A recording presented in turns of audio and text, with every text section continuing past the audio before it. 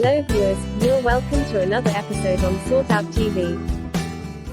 Xenophanes. Xenophanes was born in Colophon, about 40 miles north of Miletus.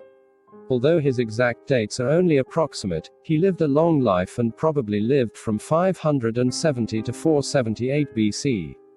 He fled to Italy when the Persians conquered Ionia in 546 BC. He spent most of his life wandering about, supporting himself by reciting his own poetry and speaking at banquets. Although he was a contemporary of Pythagoras, the two philosophers differed greatly in spirit. Xenophanes was said to be irreverent and cynical and was famous for his sharp, satirical wit. He enjoyed criticizing and mocking his contemporaries and predecessors. He was famous because of his rational theology. He was also a serious student of physical nature. He dabbled in astronomy and meteorology and deduced conclusions about the changes in the Earth and the origins of life from the fossil record. Although Xenophanes has only a few brief remarks to make about the nature of knowledge. In a significant passage, Xenophanes asserts that, if God had not made yellow honey, men would think figs were much sweeter. In other words, sense perception is relative. What we consider sweet, or heavy, or tall, may depend on what else in experience contrasts with it.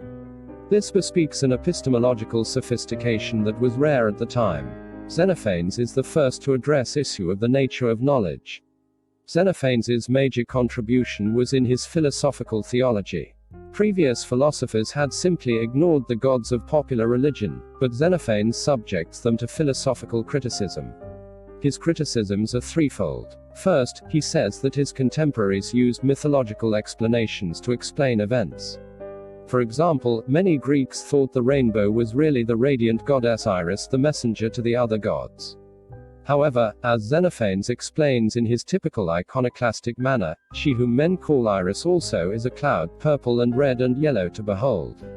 Second, he condemned the immorality of the traditional gods. Homer and Hesiod have ascribed to the gods all deeds that among men are a reproach and disgrace, thieving, adultery, and mutual deception. Third, he ridiculed the poets for ascribing human qualities to the gods. However, Xenophanes also offers some theological claims of his own. For him, God is one, he is no way like mortals either in body or in mind. He sees as a whole, perceives as a whole, hears as a whole. Always he remains in the same place, not moving at all, but without labor he makes all things shiver by the impulse of his mind. In contrast to the anthropomorphic polytheism of the Greek poets, Xenophanes presents a vision of one eternal and unmovable God.